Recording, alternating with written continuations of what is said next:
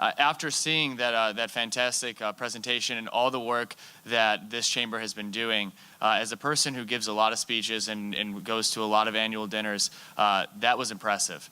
For all of these cities, the amount of work that you get done in the year, the amount of dedication, and the people here today is really impressive. So I mean that dearly. Pat yourself on the back. It's a job well done.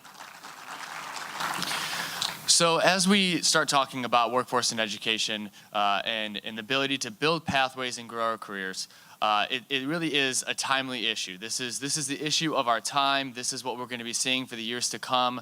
There is a lot of evolution and changes in the workforce.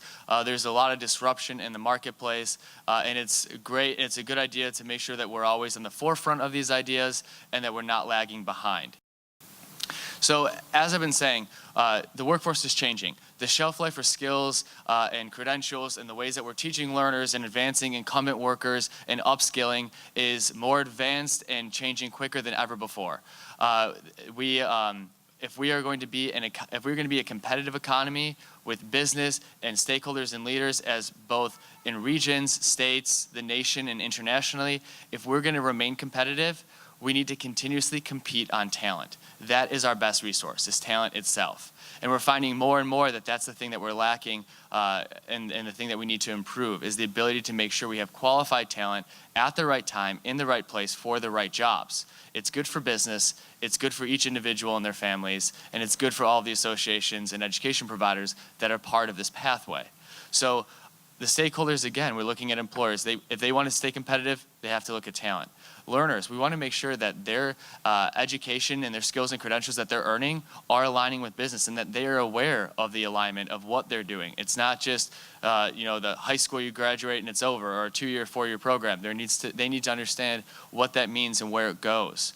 And finally, our education and training providers. What are they teaching in the classroom? How can we work together with these partnerships and these programs to better align the business strategies with what we're teaching in schools? What we've never seen in America's history before is that we have more people, we have more job openings than people needing jobs. We have, again, people without jobs and jobs without people. That's unprecedented. And a big portion of that is because of the skills gap. That's a big explanation of why that's occurring. 67% of employers say that they can't find the qualified talent to fill their open positions. 40% of employers would take on more work if they could fill those open positions with qualified talent.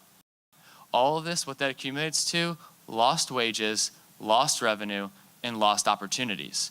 And this is, again, this is the issue of our time. This is what we need to work on. So we want to get away with the old playbook of, just pray and hope, and maybe we'll have the qualified talent workplace. And get away with the perennial challenge of, if employers just came to the table, we would solve all the problems, which many of you in the room are well aware that employers do come to the table and they do care about these partnerships and these opportunities, as shown again through a lot of your work. So we want this new playbook that's based on being competitive and competing on talent, making sure that we align this better and that we have approaches that are informed and that we have better decision making and that we adapt to dynamic labor markets. TPM is really in its essence an employer-led, demand-driven approach to closing the skills gap. It's utilizing supply chain management principles, things that employers, chambers, everyone around here knows very well of how supply chain works, but using it to build talent supply chains and making sure that we improve education and workforce partnerships in the process. Bring your education and training providers to the table. Bring your workforce boards, of course the chambers and employers, to talk about this industry area and these critical pain points and say, here's the data, here's the direct need today and next year and the second year after, and here's our direct needs. How can we work together? How can we hold ourselves accountable? How can we make sure that we build programs and co-engineer them, build apprenticeships and externships and internships that work for today? And then what employers love the most and what education loves the most, return on investment. What, out of all this time and all of these convenings, gathering all this data, having the hard discussions, well, did we meet our goals? Did we meet these critical pain points? Have we had people retain longer than a year? Have we filled our gaps in hiring? Have we made sure that they were onboarded quicker? We spent less money retraining people for programs that they might have already known or were unaware of. Those are all areas that we see that employers have a lot of concerns and are spending a lot of money for the workforce. So these are areas that, again, if you have your metrics and you can show a return on investment, this is how we bring it to scale. This is how we bring it to your communities.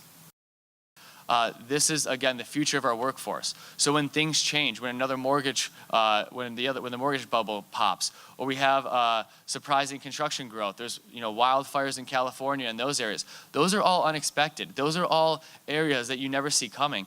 But if you build this talent pipeline, if you build opportunities to grow this, then you're ready for them. You can't expect that they'll ever happen, but when they do happen, you can say, okay, what is the workforce I have? What are my needs? And I already have my key players and areas and backups to go to. And that is really what we want. So if you're interested in this work, the local chambers are the people to do it.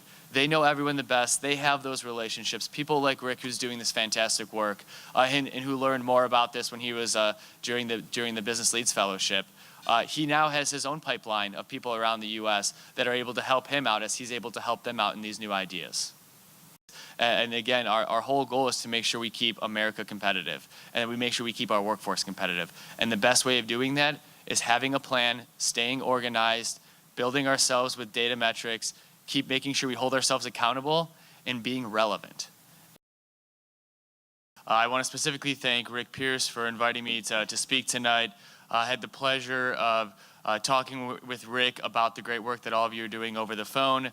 And then it was even more of a privilege to meet Rick in person last week in Arizona when we talked about a lot of these workforce issues in ways that he could bring some of these ideas and concepts back to his community, work with all the employers in the business community. And he was a great advocate on behalf of everyone and a real leader in that business fellowships program. So you guys have a good guy that's leading the way for you and a good person to follow behind.